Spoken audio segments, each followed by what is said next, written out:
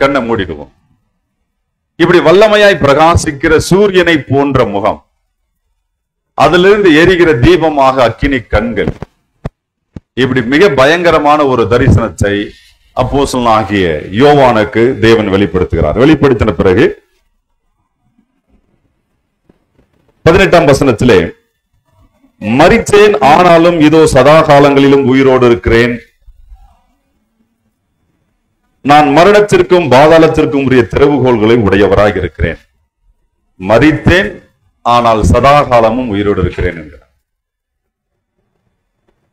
என்றென்றைக்கும் சதா காலமும் மரணமே இல்லாதவர். மரணம் அவரை ஆண்டு கொள்ள முடியாது. ஏனென்றால் மரணத்தின் கூரை ஜெயித்தவர். ஆகவே என்றென்றைக்கும் உயிரோடு இருக்கிறேன் என்று குறிப்பிட்டு, இப்ப நீ என்ன கண்டாயோ, நீ கண்டவைகளையும் இருக்கிறவைகளையும் இவைகளுக்கு பின்பு சம்பவிப்பவைகளையும் எழுது என்கிறார். கடைசியா 20ஆம் வசனத்தில், என் வலது கரத்தில் நீ கண்ட 7 நட்சத்திரங்களின் ரகசியத்தையும் 7 பொன் குத்து விளக்குகளின் ரகசியத்தையும் எழுது. அந்த 7 நட்சத்திரங்களும் 7 சபைகளின் தூதர்களாம். நீ கண்ட 7 குத்து விளக்குகளும் 7 சபைகளாம். இந்த கடைசி வசனத்தில் 20ஆம் வசனத்திலே 3 பிரிவு முக்கியத்துவப்படுத்தப்பட்டிருக்கிறது. அதாவது தேவகுமாரன் 7 பொன் குத்து விளக்குகளின் மத்தியில் உலாவுகிறார். தேவன் உலாவினதான அந்த குத்து விளக்கு என்பது 7 சபைகள் என்று சொல்லப்பட்டிருக்கு. நல்ல அந்த வார்த்தை கவனிங்க, பிரிச்சு எழுதிங்க. கிறிஸ்து உலாவுகின்றதான அந்த 7 பொன் குத்து விளக்கு என்பது 7 சபைகள். அவர் தம்முடைய வலது கரத்திலே ஏந்தி கொண்டிருந்ததான அந்த 7 நட்சத்திரங்கள் 7 சபையின் தூதர்கள். இதை நீங்க பிரிச்சு நல்லா நினைவில் வச்சுக் கொள்ளணும். குத்து விளக்கு என்பது சபை. அந்த குத்து விளக்கின் மத்தியிலே உலாவி கொண்டிருக்கிற போது கையில் வைத்திருக்கிற அந்த நட்சத்திரம் என்பது இந்த 7 சபைகளுக்கான தூதர்கள். இதை 7 ஆவிகளாகவும் 7 அக்கினி தீபங்களாகவும் தேவன் குறிப்பிடுகிறார். 7 ஆவிகள், 7 அக்கினி தீபங்கள். இந்த 7 ஆவிகள் ஆகிய அக்கினி தீபங்கள் 7 சபைக்காக கொடுக்கப்பட்டது. இந்த 7 சபையும் இயேசு கிறிஸ்து உயிர் செழுந்ததில் இருந்து அவருடைய 2ஆம் வருகை வரைக்கும் இந்த பூமியிலே செயல்பட போகின்ற ஏறக்குறைய 2000 ஆண்டுகள் கொண்ட புதிய ஏற்பாட்டு சபையாக குறிப்பிடப்படும். 7 சபை என்பது வெறுமனே இங்கு சொல்லப்பட்டிருக்கிற எபேசு, சிமிர்னா, சர்தை, தியத்தீரா, அடுத்து பெர்கமு, தியத்தீரா, பிலதெல்பியா, லவோதிக்கேயா, இந்த 7 பெயர்களும் நல்ல கூர்ந்து கவனிச்சீர்களானால் 2000 ஆண்டுகளாக இந்த பூமியிலே செயல்பட போகின்ற புதிய ஏற்பாட்டு சபையாக குறிப்பிடப்பட்டிருக்கும். இந்த 7 சபைகளை குத்து விளக்கென்றும் கையில் வைத்திருக்கக்கூடிய நட்சத்திரங்கள் இந்த சபைகளுக்கான தூதர்கள் என்றும் அறிவிக்கிறார். இதை 7 ஆவிகள் என்றும் அக்கினி தீபங்கள் என்றும் குறிப்பிடப்படுகிறது. இதை விளங்கிக் கொள்வதற்கு 4ஆம் அதிகாரம், வெளிப்படுத்தின விசேஷம் 4ஆம் அதிகாரம் 5ஆம் வசனத்தையும் 5ஆம் அதிகாரம் 6ஆம் வசனத்தையும் நாம் இணைத்து வாசிக்க வேண்டும். மின்னல்களும் இடி முழக்கங்களும்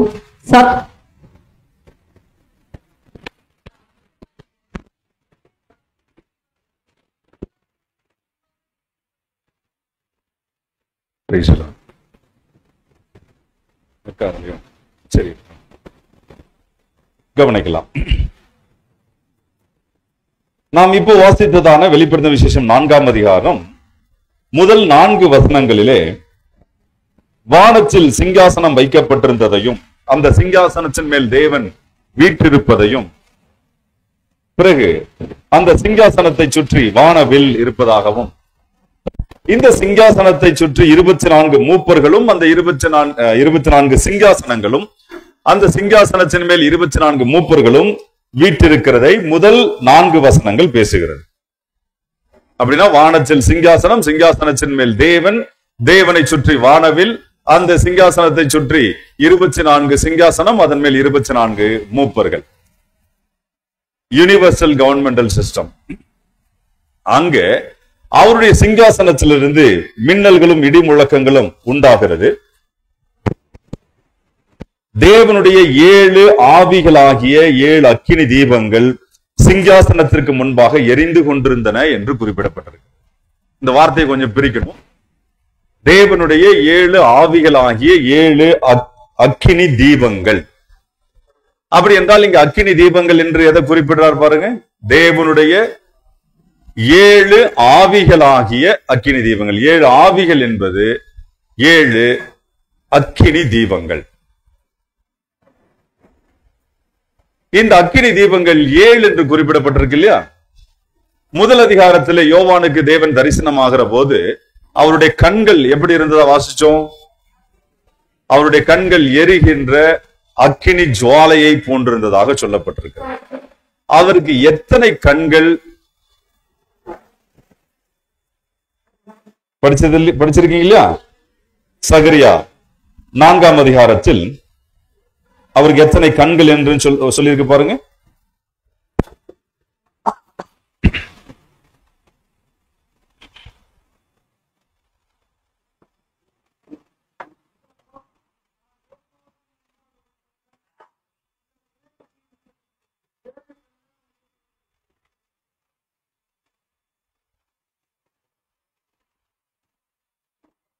இந்த வார்த்தைகளை கவனிப்போம்.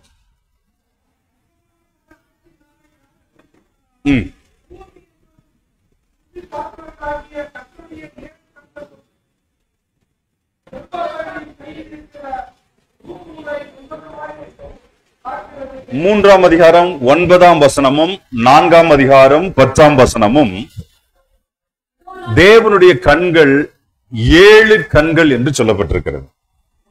பிரதான ஆசாரியனாகிய யோசுவாவுக்கு முன்பாக வைத்த கல். இந்த சகரியா தீர்க்கதரிசியின் காலத்தில் யோசுவா என்கிறவன் பிரதான ஆசாரியனாக இருந்தவன். அந்த பிரதான ஆசாரியன் யோசுவாவுக்கு முன்பாக வைத்த கல், இந்த ஒரே கல்லின் மேல் 7 கண்களும் வைக்கப்பட்டிருக்கிறது. 7 கண்கள் என்று குறிப்பிடப்பட்டிருக்கிறது. இதோ நான் அதன் சித்திர வேலையை நிறைவேற்றி இந்த தேசத்தில் அக்கிரமத்தை ஒரே நாளில் நீக்கி போடுவேன் என்று சேனைகளின் கர்த்தர் சொல்லுகிறார். அதன் சித்திர வேலையை நிறைவேற்றி அது அக்கிரமத்தை தேசத்தில் ஒரே நாளில் நீக்கி போடுதல். அந்த சித்திர வேலை நம்ம ஏற்கனவே PHல சித்திரம் என்றால் என்ன பொருள் என்பதெல்லாம் படிச்சிருக்கிறோம். சித்திரம் தீர்த்தல்.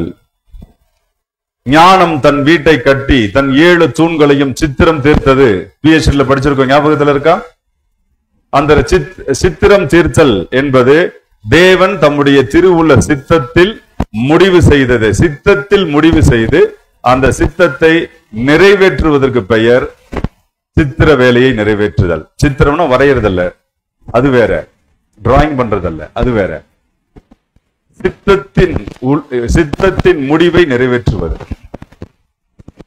இப்படி தேசத்தில் அக்கிரமத்தை ஒரே நாளில் நீக்கப்படும்படியாக யோசுவாவுக்கு முன்பாக வைத்த கல், அந்த ஒரே கல்லின் மேல் 7 கண்களும் வைக்கப்பட்டிருக்கிறதாக சொல்லப்பட்டிருக்கிறது.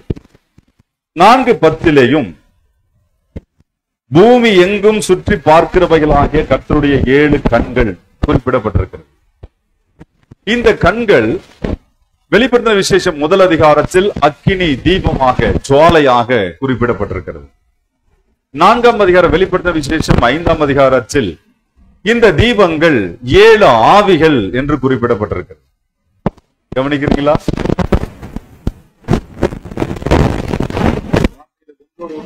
தொடர்புடைய கவனிக்கிறீங்களா?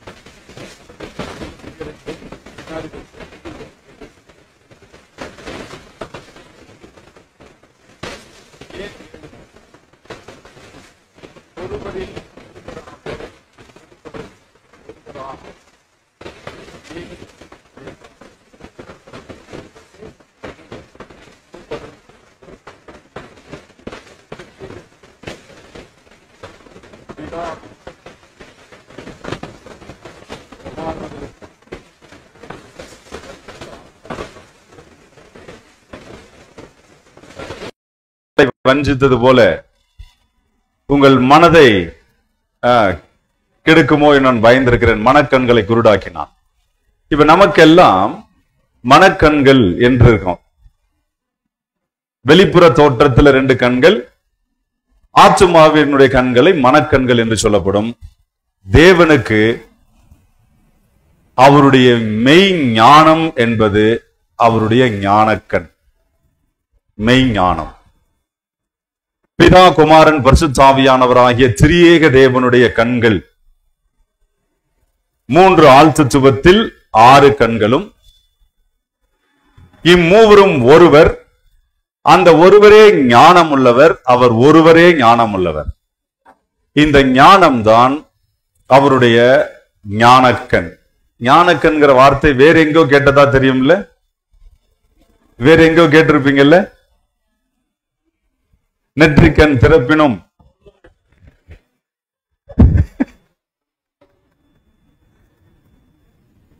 அது நெற்றிக்கண் அல்ல, ஞானக்கண், மெய் ஞானக்கண். வானம், பூமி, சமுத்திரம் அடங்கிய அண்ட சராசரங்களையும் தேவன் தம்முடைய அனந்த ஞானத்தினாலே சிருஷ்டித்தார் என்று வேதம் சொல்லுகிறார். தம்முடைய ஞானமாகிய பேர் அறிவினாலே வானங்களை ஒருவராய் விரித்தார் என்று வேதம் சொல்லுகிறது.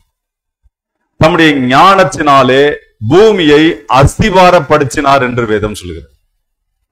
இந்த பூமிக்கு தம்முடைய ஞானத்தை கொண்டும் பேர் அறிவை கொண்டும் 7 தூண்களை வைத்து அஸ்திவாரமிட்டதாக வேதம் சொல்லுகிறது. இந்த ஞானத்தை கொண்டு வானத்திற்கு 7 தூண்களை தேவன் நியமித்திருக்கிறார். இந்த ஞானம் 7 தூண்களை கொண்டு தனது வீட்டை அவர் கட்டுகிறார் வேதம் சொல்லுகிறது. நீதிமொழிகள் 9 ஞானம் தன் வீட்டை கட்டி 7 தூண்களாலே அதை சித்திரம் தீர்த்ததாக சொல்லுகிறது. அப்படி என்றால் ஆதியாகமம் 1 அதிகாரத்தில் இருந்து வெளிப்படுத்தின விசேஷம் 21 அதிகாரம் 22 வசனம் வரைக்கும் அண்ட சராசரம் முழுவதையும் தேவன் தம்முடைய அனந்த ஞானத்தினாலே இயக்கி வருகிறார். இந்த ஞானம்தான் சகலத்தையும் திட்டமிடும், இந்த ஞானம்தான் சகலத்தையும் இயக்கும், ஞானம்தான் இறுதியில் அழிக்கவும் செய்ய இருக்கிறது. அப்படி என்றால் ஆக்கல், காத்தல், அழித்தல் என்கிற முச்சொல்லியும் செய்கிறதான இந்த அனந்த ஞானத்திற்கு முன்பாக ஒருவரும் நிற்க முடியாது, ஏனென்றும் கேள்வி எழுப்ப முடியாது. அப்படிப்பட்டதான அனந்த ஞானம் தேவனுடையது. ஞானக்கண் அதற்கு பெயர். இந்த 7 கண்களைத்தான் சகரியாவுக்கு சொல்றார். யோசுவாவுக்கு முன்பாக வைத்த அந்த ஒரே கல்லின் மேல் 7 கண்களும் இருக்கிறது என்று. இந்த 7 கண்கள் வெளிப்படுத்தின விசேஷத்துல அக்கினி தீபங்களாக, அவருடைய கண்கள் எரிகிற அக்கினி தீபங்களாக குறிப்பிடப்பட்டிருக்கிறது. 4ஆம் அதிகாரம் 6ஆம் வசனத்து 5ஆம் வசனத்திற்கு வந்தோமானால் வெளிப்படுத்தின விசேஷம் 4:5 இன்னொரு முறை வாசிக்கலாம்.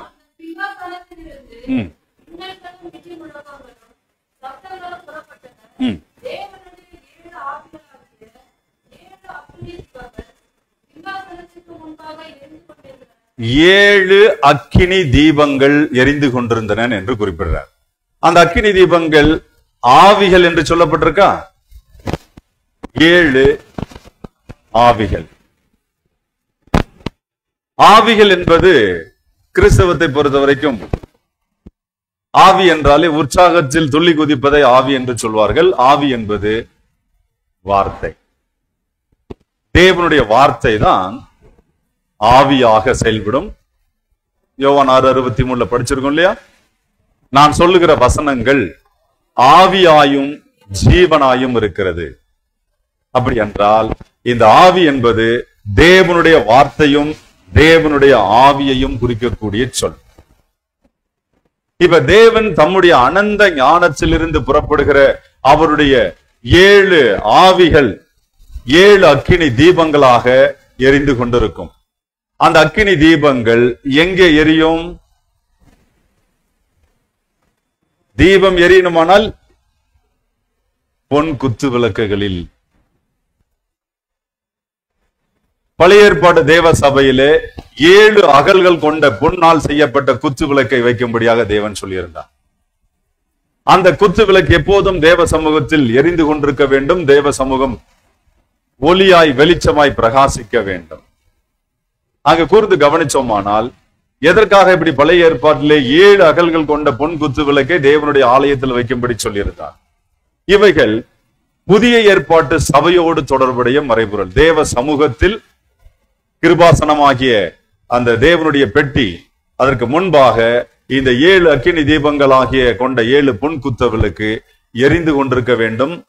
இது எதற்கான அடையாளம்? பழைய ஏற்பாட்டில் இது எதற்காக வைக்கப்பட்டிருந்தது என்றால், புதிய ஏற்பாட்டில் நிறைவேற வேண்டியதான 7 விளக்குகளாகிய 7 சபைகள் தேவனுக்கு முன்பாக எரிந்திருக்கிறார்.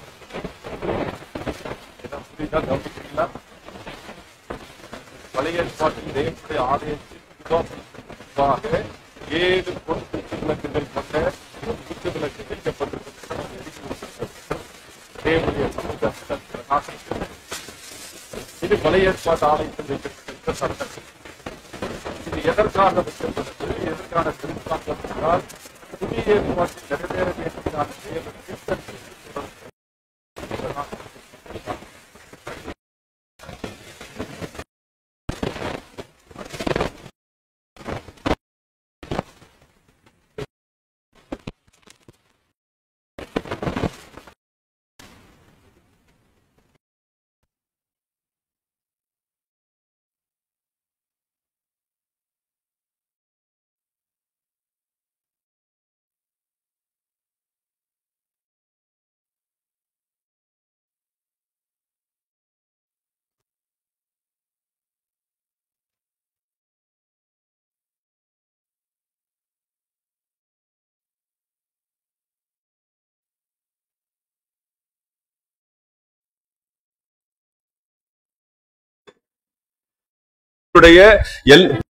நான்காவது, அதையும் தூக்கி வெளியில போட்டீங்க.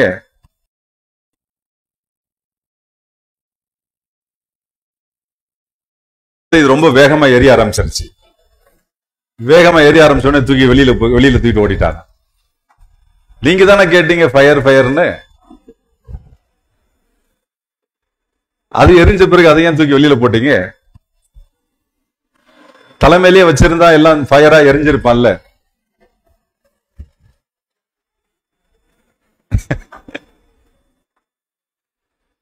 தீ பந்தம் கையில இருக்குங்கய்யா, அப்படி பிடிச்சிட்டு கபகபன்னு எரிய ஆரம்பிச்சிருச்சு. அப்படியே எல்லாரும் மேலே தலைமையில லைனா வச்சுட்டே வந்திருந்தோம்னா எல்லாரும் ஃபயரா.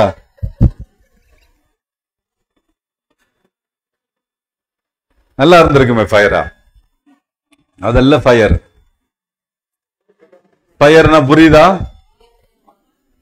எங்கே தேவனுடைய 7 ஆவிகளாகிய வார்த்தை இருக்குமோ அந்த 7 ஆவிகள் அங்கே அக்னி தீபங்களாக எரிந்து கொண்டிருக்கும்.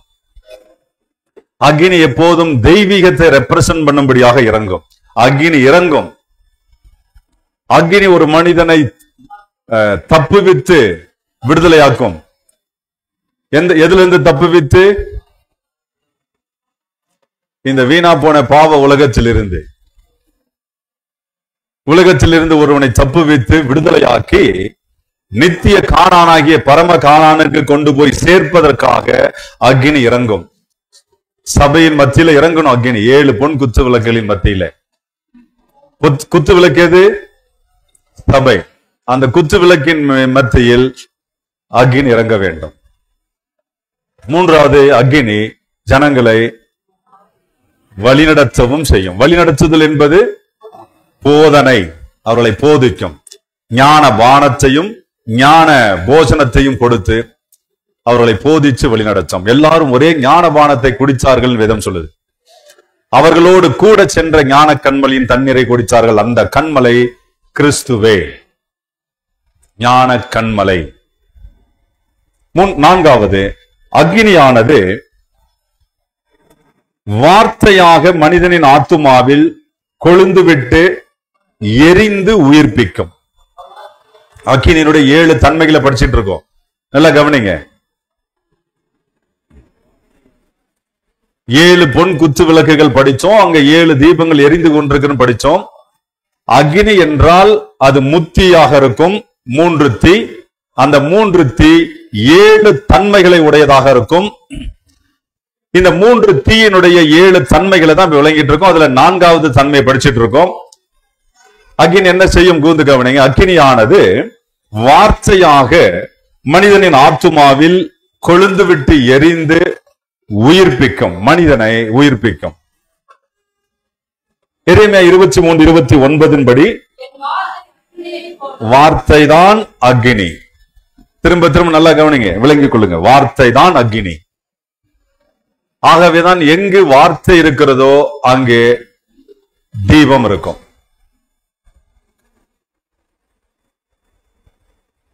லூக்கா 24:32 படி அவர் வேத வாக்கியங்களை விளங்க காட்டின பொழுது இருதயம் கொழுந்து விட்டு எரிகிறதாக சொல்லப்படுகிறது. 2 கொரிந்தியர் 4:6 படி நம்முடைய இருதயங்களிலே அவர் பிரகாசித்தார் என்று குறிப்பிடப்பட்டிருக்கிறது. வாசிச்சிருங்க வேகமா.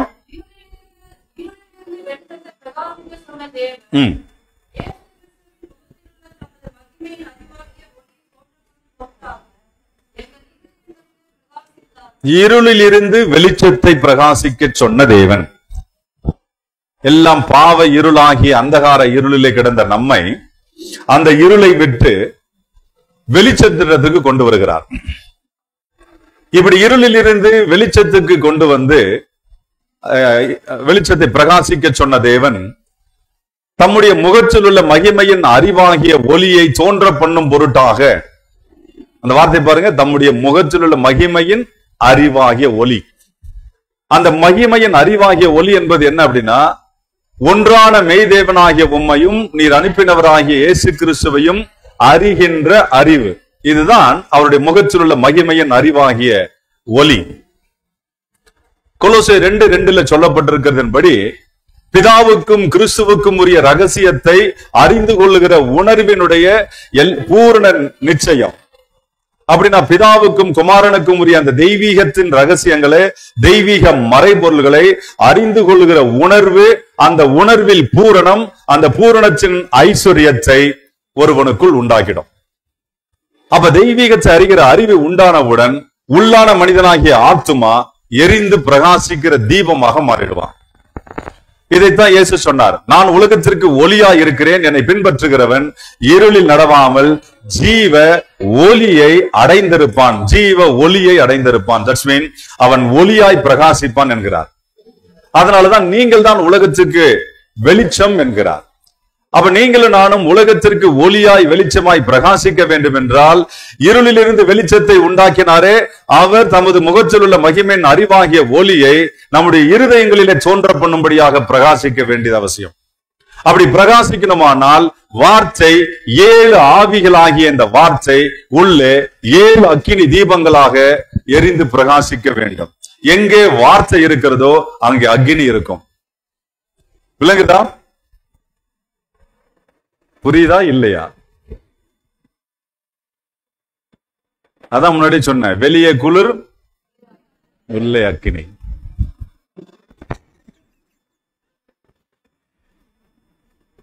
இங்க இருக்க அத்தனை பேரும் தேவன் தம்முடைய அனாதி சித்தத்தின்படி அழைத்து வந்திருக்கிறார். வந்துட்டு எரிகிற விளக்காகவும் அக்கினி தீபங்களாகவும் தான் இங்கிருந்து போகணும். தேவனுடைய சமூகத்துக்கு முன்பாக, அவருடைய சிங்காசனத்துக்கு முன்பாக எரிந்து பிரகாசிக்கிற விளக்குகளாக இருக்க வேண்டும். யோவான் சாணனை குறித்து வேதம் அதான் சொல்லுது, அவன் எரிந்து பிரகாசிக்கிற விளக்காய் இருந்தான் என்று. அவனும் நம்மளை போல ஒரு ஹியூமனா தான் இருந்தான். மாம்சம் ரத்தமும் உடைய ஒரு மனுஷனாகத்தான் பூமியில வாழ்ந்தான். நம்மை போலவே மாம்ச ரத்தம் உடைய மனுஷன் தான். ஆனால் அவன் எரிந்து பிரகாசிக்கிற விளக்குன்னு சொல்றார். அதே போல மாம்சம் ரத்தம் உடையவர்களாகிய நாம் தேவனுடைய சமூகத்தில் அவருடைய சிங்காசனத்துக்கு முன்பாக எரிந்து பிரகாசிக்கணும். இல்லையானால் குப்பைக்கு அனுப்பப்பட வேண்டும். ரெண்டுல ஒண்ணுதான். இங்க பாதி அங்க பாதி எல்லாம் கிடையாது. அதனால என்ன சொல்றாரு, நீ அனலாயாவது இரு. ஒன்று அனல் இல்லைன்னா குளிர். இங்க கொஞ்சம் அங்க கொஞ்சம் எல்லாம் கிடையாது. சண்டே மட்டும் கொஞ்சம் அப்படி அனல் மாதிரி பத்த வைக்கிறோம், மத்த 6 நாளும் ஊதி அணைச்சிருவோம்.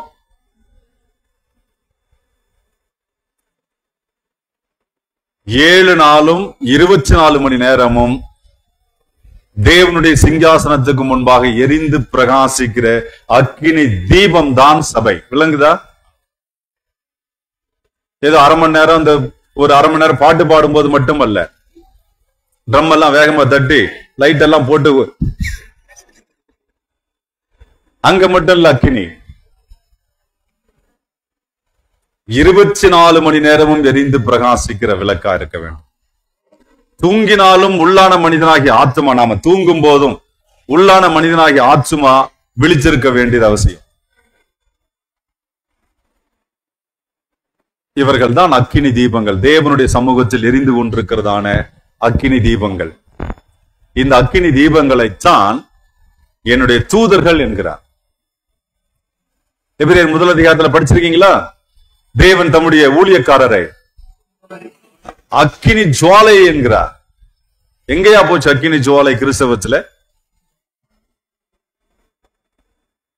தம்முடைய ஊழியக்காரரை நான் காற்றுகளாகவும் அக்கினி ஜுவாலையாகவும் ஆக்குவேன்கிறாரே. சும்மா வெறும் வாயில் அக்கினி ஃபயர் ஃபயர் கத்திட்டு இருக்காங்களே. தேவ சமூகத்தில் எப்போதும் தெய்வீகத்தை விளங்க பண்ணுகின்ற அவருடைய தூதர்களாக, தேவனுடைய தூதனாகவும் தேவனுடைய தீபமாகவும் எரிந்து பிரகாசிக்க வேண்டியவன் ரட்சிக்கப்பட்ட தேவ மனுஷன். 5வது,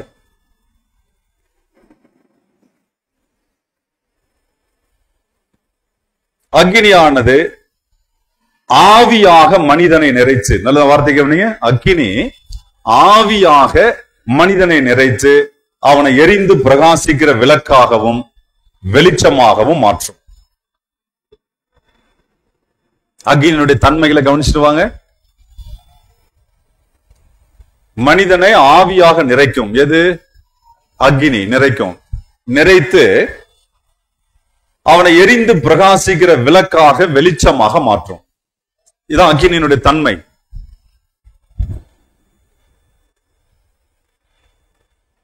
லூக்கா 12ஆம் அதிகாரம் 49 மற்றும் 35.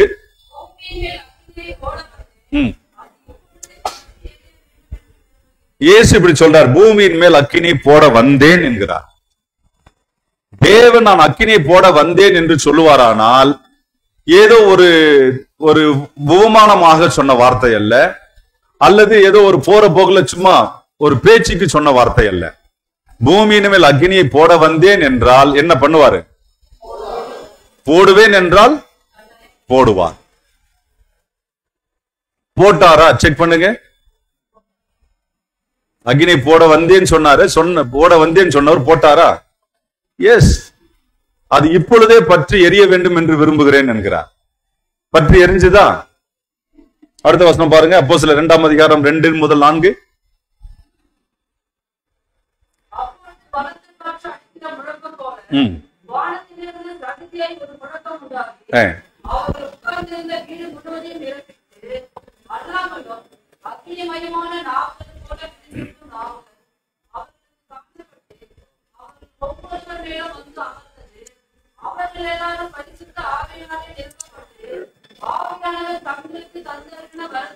அங்க ஆவிக்கும் அக்கினிக்கும் தொடர்பு இருக்கா பாருங்க. ஆவியும் அக்கினியும் ஒன்றாக சொல்லப்பட்டிருக்கா பாருங்க. பூமியின் மேல் அக்கினியை போட வந்தேன் என்று லூக்கா 12 சொன்னாரு. அப்போஸ்தலர் 2ஆம் அதிகாரத்தில் அக்கினியை போட்டார். அங்கே அவர்கள் எல்லாரும் சீஷர்கள் எல்லாரும் ஒன்றாக கூடியிருக்கிற பொழுது அவர்கள் மத்தியிலே அக்கினி மயமான பிரிந்திருக்கும் நாவுகள் போல அவர்கள் மேல் வந்து அமர்ந்தது. அவர்கள் எல்லாரும் பரிசுத்த ஆவியினாலே நிரப்பப்பட்டார்கள். அக்கினி அவர்கள் மேல் அமர்ந்தது, ஆவியினாலே நிரப்பப்பட்டார்கள். 7 ஆவிகளாகிய 7 அக்கினி தீபங்கள். எது அக்கினி தீபம் பாருங்க. தேவனுடைய 7 ஆவிகள் என்பது தேவனுடைய வார்த்தை. வார்த்தை அவர்கள் மேல் அக்கினியாக பொழிந்தருளப்பட்டது. அக்கினியாக பொழிந்தருளப்பட்ட பிறகு இந்த அப்போஸ்தலர்கள் எல்லாம் அக்கினியாகவே மாறினானா இல்லையா? இயேசு சொன்னார், அக்கினியை போட வந்தேன், அது இப்பொழுதே பற்றி எறிய வேண்டும் என்று சொன்னார்ல. பற்றி எரிஞ்சான அப்போஸ்தலர்கள். அதற்கு முன்பு இயேசுவோடு ஊழியங்களில் ஈடுபட்டு கொண்டிருந்த நாட்கள்ல பின்மாற்றம் அடைந்தான், இயேசுவோடு ஊழியம் செய்கிற போதே. ஆனால் நீங்கள் சில நாளுக்குள்ளே பரிசுத்த ஆவியினால் ஞானஸ்நானம் பெற போகிறீர்கள் என்று சொல்லி அதை பெற்றுக் கொள்ளும்படி காத்திருங்கள் சொன்னார். அவனும் காத்திருந்தான். காத்திருந்த பிறகு அப்போஸ்தலர் 2ஆம் அதிகாரத்தில் அவர்கள் மேல் பரிசுத்த ஆவி அக்கினியாக இறங்கின பொழுது 7 ஆவிகளாகிய அக்கினி தீபங்கள் இறங்கின பொழுது அதற்கு பிறகு அப்போஸ்தலர்கள் ஒரு நாளும் அவர்கள் பின்வாங்கினதும் இல்லை, மரணமே வந்த போதும் பின்வாங்கினதே இல்லை. அப்படி என்றால் அக்கினியானது ஒரு மனிதனை ஆவியாக நிறைத்து அவனை எரிந்து பிரகாசிக்கிற தீபமாக மாற்றும். இந்த வார்த்தை நல்லா விளங்கிக் கொள்ளுங்க. 7 ஆவிகள் எது? தேவனுடைய வார்த்தை. ஆகையினால்தான் வார்த்தையின் எண் 7 வைக்கப்பட்டிருக்கு வேதத்துல. வார்த்தையின் எண். இந்த 7 ஆவிகளாகிய வார்த்தை அக்கினி தீபங்களாக எரிய துவங்கி மனிதனுக்குள்ளே எரிந்து பிரகாசிக்கிற விளக்காக 5 நிமிஷம் எரிந்து பிரகாசிக்கிற விளக்காக மாற்றுகிறது. இதை யோவான் சானகனை கொண்டு தேவன் முன்னறிவிப்பு கொடுக்கிறார். மத்தேயு 3:11. அதை வாசிச்சிருவோம். மத்தேயு 3:11.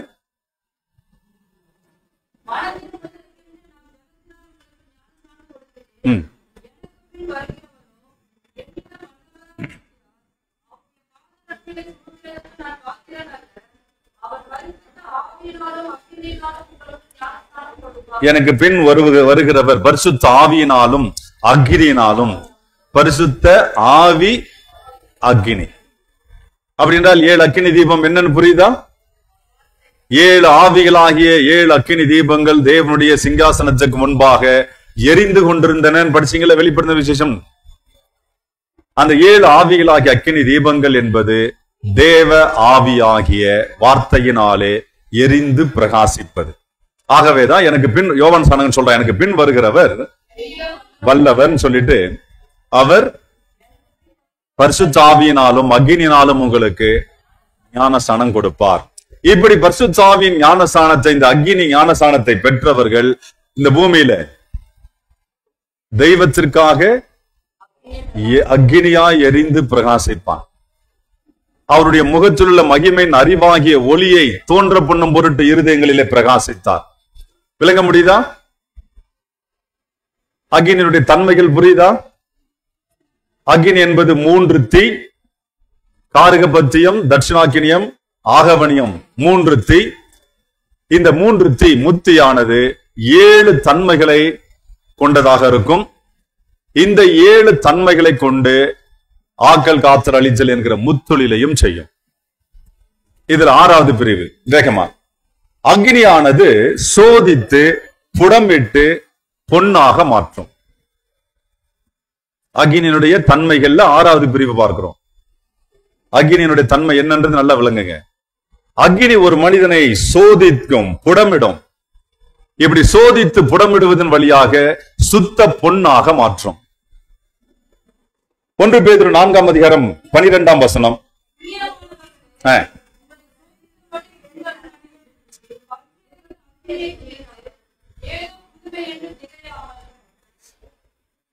இந்த வார்த்தை கொஞ்சம் நீங்க நிதானிங்க. பிரியமானவர்களே உங்களை, இந்த வார்த்தையை பாருங்க, கவனிங்க. பிரியமானவர்களே உங்களை சோதிக்கும்படி உங்கள் நடுவில் பற்றி எரிகிற அக்கினியை குறித்து ஏதோ புதுமை என்று திகையாமல். புதிய ஏற்பாட்டு சபைக்கு அப்போஸ்தலனாகிய பேதுரு ஆவியானவரை கொண்டு அறிவிக்கிறார். என்ன அறிவிக்கிறான் பாருங்க. பிரியமானவர்களே, உங்களை சோதிக்கும்படி உங்கள் நடுவில் பற்றி எரிகிற அக்கினி, அதை குறித்து நீங்க திகையாதீங்க, ஏதோ புதுமையாக என்று திகையாதீங்க. திகையாமல் கிறிஸ்துவின் மகிமை வெளிப்படும் போது நீங்கள் கலிகூர்ந்து மகிழும்படியாக அவருடைய பாடுகளுக்கு நீங்கள் பங்காளிகளானதால் சந்தோஷப்படுங்கள். அப்படி என்றால் அக்கினியானது தேவ ஜனங்கள் மத்தியிலே அவர்களை சோதிக்கும்படியாக பற்றி எரியும். சோதிக்கும்படியாக என்ன பொருள் விளங்குதா?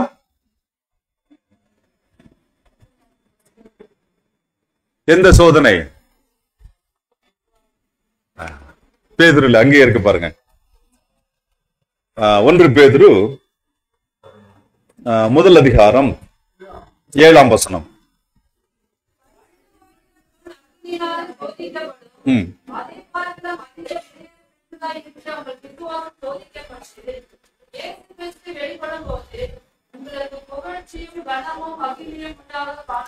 நீங்க 4ஆம் அதிகாரத்தில் என்ன படிச்சீங்களோ அதையே தான் இங்க 1 அதிகாரத்திலும் இருக்கு.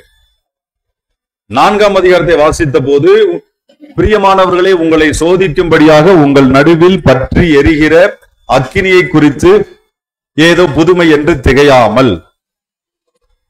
அப்படின்னா உங்களை சோதிக்கும்படி உங்கள் நடுவிலே பற்றி எரியும் என்கிறார். ஏன் அப்படின்னா கிறிஸ்துவின் மகிமை வெளிப்படும் போது நீங்கள் கலிகூர்ந்து, அப்படின்னா கிறிஸ்துவின் வருகையின் போது நாம் கலிகூர்ந்து மகிழணும். இது அப்படி நினைவு கொண்டு 1 அதிகாரத்தை கவனிச்சீங்கன்னா, அழிந்து போகிற பொன் அக்கினியினாலே சோதிக்கப்படும், அதை பார்க்கிலும் உங்கள் விசுவாசிக்கப்படும் என்கிறார். விசுவாசம் சோதிக்கப்படாமல் ஒருவன் பொன்னாக மாற முடியாது. அப்படின்னா ஒருவன் விசுவாச பரீட்சைக்கு நில்லாமல் அவன் தேவ மனிதனாக செயல்பட முடியாது. ஆனா விசுவாச பரீட்சை என்றாலே கிறிஸ்தவம் நடுங்குகிறது. நீங்க கூர்ந்து கவனிச்சு பாருங்க. பழைய ஏற்பாடு முழுவதிலும் சரி, புதிய ஏற்பாடு முழுவதிலும் சரி, தேவன் ஒரு மனிதனை எரிந்து பிரகாசிக்கிற விளக்காக, நட்சத்திரங்களாக அவனை பிரகாசிக்க பண்ணுவதற்கு முன்பு என்ன பண்ணியிருக்கிறார்? அவனை சோதனை என்கிறதான ஒரு புடமிடுதலுக்குள் கொண்டு போய்த்தான், புடமிட்ட பிறகு தான் அவன் நட்சத்திரங்களாக ஒளியாக பிரகாசித்திருக்கிறான். பழைய ஏற்பாடு தேவ மனிதர்கள் ஆனாலும் சரி, புதிய ஏற்பாட்டு தேவ மனிதர்கள் ஆனாலும் சரி, அவன் விசுவாச பரீட்சைக்கு நில்லாமல் தேவனால் பயன்படுத்தப்பட்டதே இல்லை. அப்ப தேவனுடைய கரத்திலே நாம் பயன்பட வேண்டும் என்றால் விசுவாசம் சோதிக்கப்படும். ஏன் சோதிக்கிறார் என்றால் சுத்த பொன்னாக மாற்றுவதற்கு. அப்படின்னா நல்ல பியூரஸ்ட் கோல்டு, விலையேற பெற்ற பொன்னாக தேவ சமூகத்தில் நிறுத்துவதற்கு புடமிடுதல் அவசியம். புடமிடுவதற்கு அக்கினி உங்கள் நடுவில் பற்றி எரியும் என்கிறார். அப்படி பற்றி எரிகிற அக்கினியை குறித்து நீங்கள் ஏதோ புதுமை என்று திகையாதிருங்கிற அர்த்தம் புரியுதா? ஆனால் கிறிஸ்தவர்களுக்கு எல்லாரும் நல்லா தான் இருக்கிறான், நான் மட்டும்தான் இப்படி இருக்கேன், இதே புலம்பல் தான் தினந்தோறும். எல்லாம் நல்லா இருக்கான், நான் மட்டும்தான் இப்படி இருக்கேன். உங்களை புடமிடுவது, உங்களை சோதிப்பதே புடமிடுவதற்கு. புடமிட்டால் தான் சுத்த பொன்னாக மாற முடியும். பொன்னை சுத்தமானதாக மாற்றுவதற்கு அக்கினி தான் செய்யும். அக்கினிக்கு முன்பாக நில்லாமல் ஒருவன் சுத்த பொன்னாக மாற முடியாது. அப்படின்னு அக்கினுடைய தன்மைகள் புரியுதா பாருங்க. ஒரு மனிதனை சுத்த பொன்னாய் மாற்றி தேவனுக்கு முன்பாக நிறுத்தும், சுத்த பொன்னாக நிறுத்தும். 1 கொரிந்தியர் 3:13 வாசிச்சிருவோம்.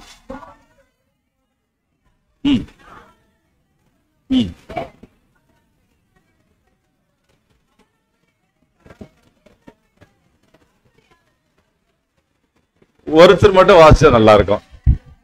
எல்லாருக்கும் ஆர்வம் வைக்கிறது சந்தோஷம், நல்ல விஷயம் தான், தவறு இல்லை. எல்லாரும் வாசிக்கணும்னு விரும்புறது நல்லது. ஆனா குழப்பம் உண்டாகாதபடிக்கு ஒருவராய் வாசிப்பது அதை விட நல்லது. சரி, ஓகே.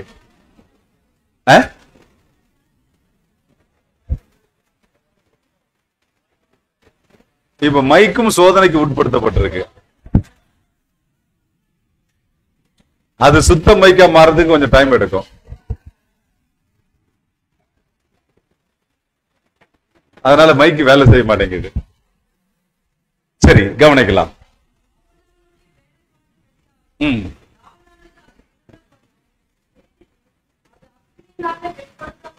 அவனவனுடையது வேலைப்பாடு எத்தன்மை உள்ளது என்பதை அக்கினி பரிசோதிக்க போகிறது.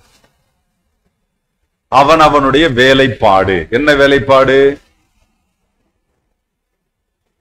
மனம் திரும்பி ரட்சிக்கப்பட்டதிலிருந்து சாகிற வரை தெய்வத்துக்காக, சத்தியத்துக்காக நான் என்ன செய்தேன் என்று அவனவனுடைய வேலைப்பாடு எத்தன்மை உள்ளது என்பதை அக்னிதான் பரிசோதிக்க போகிறது. அக்னி என்பது என்ன? வார்த்தை. விலை மதிப்பே இல்லாத பொக்கிஷமாகிய ரட்சிப்பை இலவசமாய் கொடுத்தவருக்கு தெய்வத்துக்காக, சத்தியத்துக்காக நான் சாகிறதுக்குள்ள என்ன செய்தேன் என்பதை சிந்திக்கணும். இதுவரைக்கும் என்ன செஞ்சீங்கன்னு கேட்டா ஒன்னும் செய்யல. இனிமே என்ன செய்ய போறீங்கன்னு கேட்டா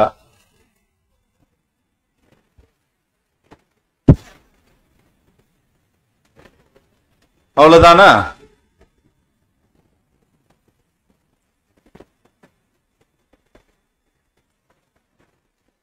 ஜீவனையே கொடுத்தவருக்கு சத்தியத்திற்காக நாம் ஜீவனை கொடுக்க கடனாளிகள் வேதம் சொல்லுது. ஐயா, கடங்காரங்கய்யா.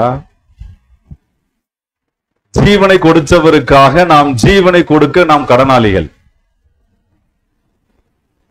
கடனை திருப்பி கொடுக்காம போயிடாதீங்க. விளங்குதா? இப்படி தேவனுக்காக ஒரு மனிதன்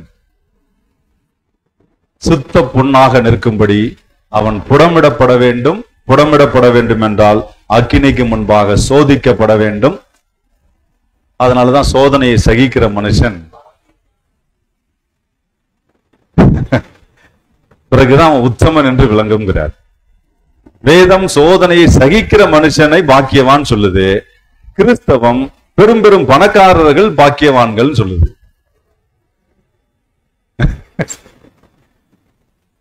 விளங்குதா? அக்னியுடைய தன்மை புரியுதா? 7வது பிரிவு முடிச்சிடலாம்.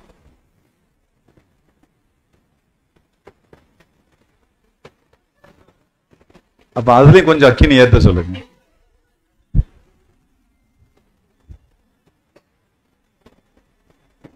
நாம ரொம்ப ஏற்கனவே ரொம்ப ரன்னிங் அவுட் ஆஃப் டைம்ல போயிட்டு இருக்கோம்.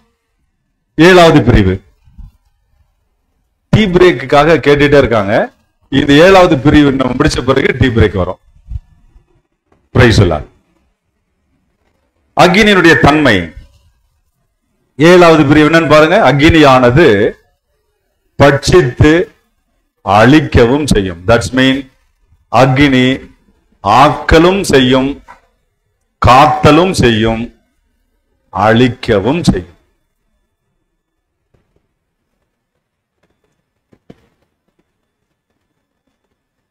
விளங்குதா?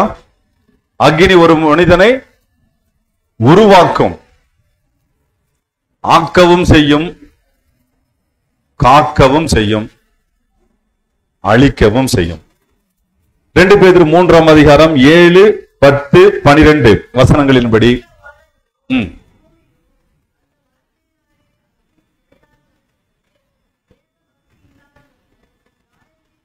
அந்த வார்த்தை கவனிச்சீங்களா? அக்னி இந்த வானம் பூமியெல்லாம் அழிக்க போகிறது. அது ஒரு பக்கம் இருக்கட்டும். இந்த வானம் பூமி அழிஞ்சா என்ன, போனா என்ன, எப்படியும் போக போகுது. அக்னி தான் வானம் பூமி அழிக்க போகிறது. அது இருக்கட்டும். ஆனா அதுல இன்னொரு வார்த்தையும் இருக்கு. இன்னொரு முறை படிங்க. வானங்களும்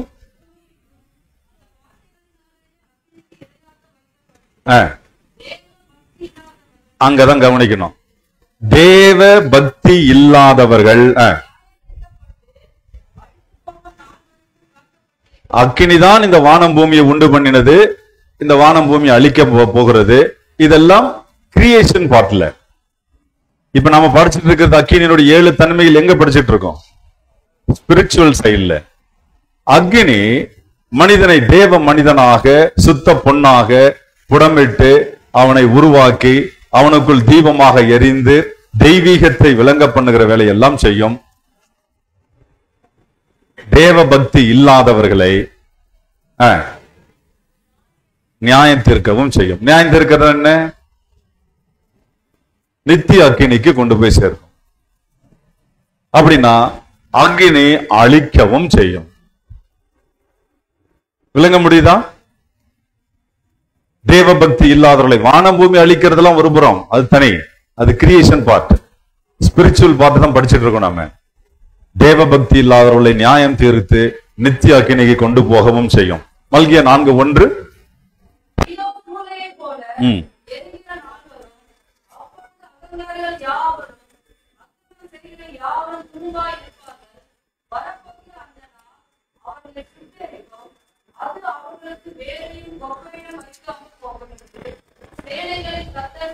யாரை சுட்டரிக்குமா பாருங்க? அகங்காரிகள் யாவரும் அக்கிரமம் செய்கிற யாவரும் துரும்பாய் இருப்பார்கள். இந்த துரும்பெல்லாம் அன்றைக்கு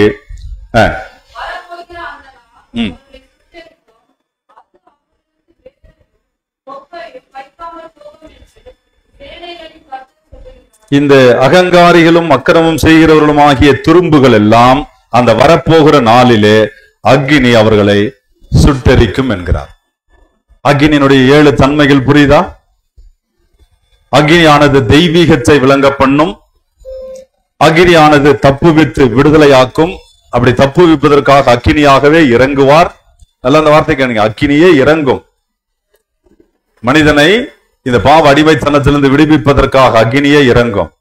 பிறகு இவர்களை போதித்து வழிநடத்துவதற்காக அந்த அக்கினி இறங்கும். பிறகு மனிதனுடைய ஆத்துமாவிலே கொழுந்து விட்டு எரிந்து அவனை உயிர்ப்பிக்க செய்யும். பிறகு தேவ ஆவியினாலே அவனை நிறைத்து எரிந்து பிரகாசிக்கிற விளக்காக மாற்றும். அவனை சோதித்து புடமிட்டு சுத்த பொன்னாக மாற்றும். இதுக்குள்ள வராத போது இந்த தேவ பக்தி இல்லாத அகங்காரிகளாகிய அக்கிரமக்காரர்களை எரிக்கவும் செய்யும். தட்ஸ் மீன் அழிக்கவும் செய்யும். தட்ஸ் மீன் அக்கினியினுடைய 7 தன்மைகள்.